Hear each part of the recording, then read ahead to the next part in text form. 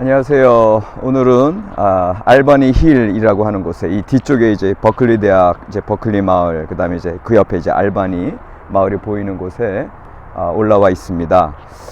오늘은 이제 창세기 43장인데요. 하나님이 주신 것이니라. 이 말씀 제목 붙들고 잠깐 묵상하고자 합니다. 여러분들 이제 지난번에 이제 42장을 받고 오늘 이제 43장인데 이게 42장에서 43장으로 넘어오면서 이제 두 가지 변화가 발견되는데, 한 가지는 야곱의 이름이에요. 42장에서는 이름이 야곱에서 43장에서는 이스라엘로 이제 이름이 바뀌어 있고요. 두 번째, 형제들을 대변하는 목소리를 42장에서는 누가 냈어요? 르우벤이 냈죠. 그런데 지금 43장으로 넘어오면서 이제 유다가 그 목소리를 낸다. 왜 그런가? 요거에 대한 이제 해결을 우리가 해야 할 텐데, 학문적 답변이 있고, 그 다음에 신앙적인 답변이 있고, 그리고 나서 이제 우리가 신학적으로 이제 묵상할 답변 세 가지가 있는데, 첫 번째 이제 학문적인 답변은 여러분들 이제 우리가 지금 창세기 하면 이제 모세오경의 이제 첫 번째 책인데, 기존에 이제 우리 학자들이 이제 모세오경을 얘기하면서 이제 여러 가지 자료들이 이제 합쳐져서 모세오경이 이루어졌다, 이런 얘기 들어보셨잖아요. 근데 이제 창세기 같은 경우에 이제 학문적인 답변이에요.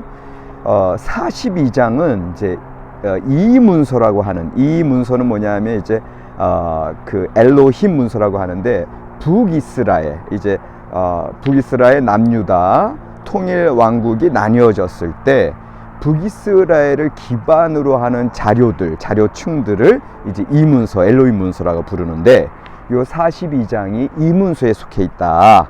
반면에 43장, 이 43장은 야훼 문서라 그래서 요거는 이제 남유다 중심의 기록들, 그 전승층들이다. 뭐 이제 이런 이야기를 해요. 그러니까는 어떻게 보면 이게 이런 게 이제 역사비평적인 방법인데, 역사비평 방법 중에 이제 문서비평 내지는 자료비평이라고 하는 얘기인데, 42장의 문서층은 이제 북이스라엘 기반이기 때문에 야곱의 이름을 더 선호한다. 이제 이렇게 나와 있고, 반면에 43장은 야훼 문서층이기 때문에 이스라엘의 전체 조상으로서의 이스라엘, 야곱이 아니라 이제 12아들들의 이제 아버지 해서 이스라엘 이름, 나중에 그것이 더 이제 야곱에서 이스라엘로 이제 굳어지잖아요.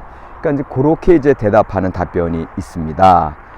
그래서 동시에 이제 43장이 야훼 문서층, 남유다 중심이니까 르우벤 첫째 아들보다 누구를 더?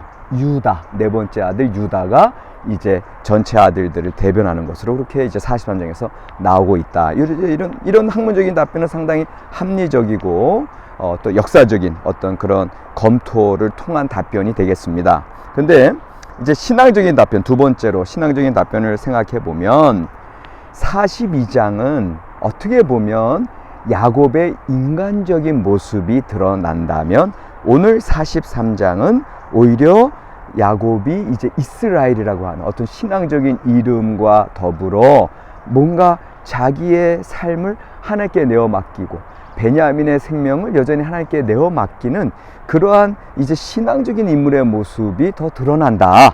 그래서 42장에서는 어떤 육체적인 이름, 야곱의 이름이 드러나 있고, 43장에서는 신앙적인 이스라엘, 좀 더 넓은 것을 생각하고 신앙적으로 하나님을 의뢰하는 모습이 드러난다. 이제 이런 해석도 충분히 가능합니다.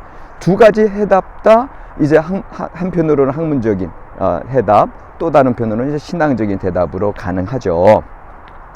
그런데 제가 정작 이제 여러분들과 나누고 싶은 것은 이제 신학적인 답변, 그래서 이걸 좀 종합하고 싶은데, 그래서 제가 오늘 여기 43장의 제목을 이제 하나님이 주신 것이니라 이렇게 이제 말씀드린 이유가, 지금 야곱 같은 경우는 관점이 변화되고 있어요. 42장에서는 내 아들, 내 생각, 그러니까 42장에서는 4절에 야곱이 요셉의 아우 베냐민은 그의 형들과 함께 보내지 아니하였으니 이는 그의 생각에, 야곱의 인간적인 생각에 재난이 그에 미칠까 두려워함이었더라. 이게 42장이었다면 이제 43장 보세요. 43장에 보면은 내 아우도 데리고 가라. 다시 그 사람에게로 가라. 43장 14절. 전능하신 하나님께서 그 사람 앞에서 너희에게 은혜를 베푸사 그 사람으로 너희 다른 형제와 베냐민, 그러니까 시므온, 잡혀있던 시므온 그리고 베냐민을 돌려보내게 하시기를 원하노라. 내가 자식을 잃으면 이르리로다. 이런 하나님 의뢰의 모습이 그 신앙적으로 42장에서 자기 생각에 베냐민 내가 붙들고 있어야 돼. 옛날 요셉처럼 죽으면 안 돼.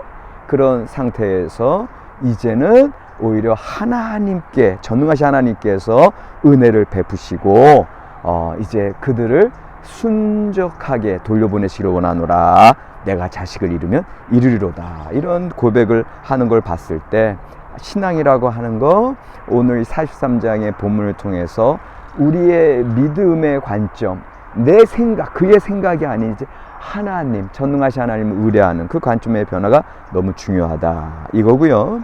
그렇기 때문에 행동의 변화가 일어나는 거다. 그래서 42장에서는 그 루벤이 아버지 이제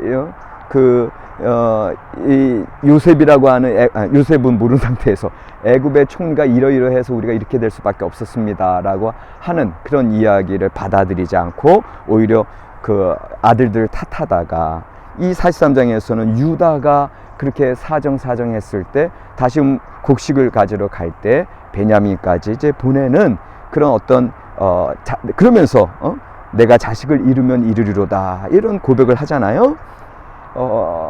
저는 창세기에 어떻게 보면 아브라함, 이삭, 야곱으로 이어지는 요 족장들의 이야기에 어떤 그 기저에 깔린 일관된 흐름이 오늘 야곱이 고백했던 내가 잃으면 이르리로다, 전능하신 하나님을 바라보면서 고백했던 이것을 보면서 갑자기 옛날에 아브라함이 이삭을 바치는 장면이 떠올랐어요.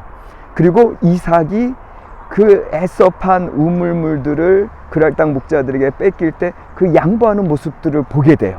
아브라함, 이삭, 야곱을 통해서 오히려 이 세상의 어떤 생각들이 아닌 하나님을 믿는 신뢰의 관점에서 이삭을 바칠 수 있었고, 우물물들을 양보할 수 있었고, 그리고 지금 힘들고 어려운 그 가족의 형편 가운데 베냐민을 그냥 하나님의 손에 맡기는 이런 모습들이 일관되게 흘러가잖아요. 그래서 오늘 저는 말씀 제목을 이름의 능력으로 잡았습니다. 이름의 능력. 이르면 이르리로다 했을 때 그 이름이 오히려 능력이 된다. 내가 빼앗기고 내가 마이너스 되고 내가 손해되는 것 같은데, 그러나 하나님의 관점에서는 오히려 그것이 나에게 이득이 되고 나에게 구원이 되고 내 주변 사람들에게 생명이 되는 그런 이름의 능력, 마이너스가 아니라 플러스의 능력으로 드러난다. 그리고 이것이 우리 기독교 신앙의 그 십자가, 죽을 때 살아나는 그런 역설적인 신앙이 오늘 우리가 창세기 43장에서 야곱이 이스라엘로, 그래서 하나님 앞에 모든 것을 내어 맡기는 모습 속에서 우리가 읽어낼 수가 있습니다. 그래서 여러분들, 저도 그렇고요. 우리 인간 삶은 내 생각으로 붙들려고 하고 아둥바둥 내 거 잃지 않으려고 그렇게 이제 발악을 하죠. 그러나 오히려 우리는 신앙인으로서 하나님을 바라볼 때 내 뜻, 내 계획, 내 고집 온전히 전능하신 하나님께 내어 맡기고 순리대로 어떤 이름, 그 십자가, 또 죽음까지도 하나님께 내어 맡길 때 비로소 하나님께서 일하시기 시작하시는 그 복음성과 가사처럼 우리가 이를 때 능력의 역사 드러나는 줄 믿으시기 바랍니다. 고맙습니다.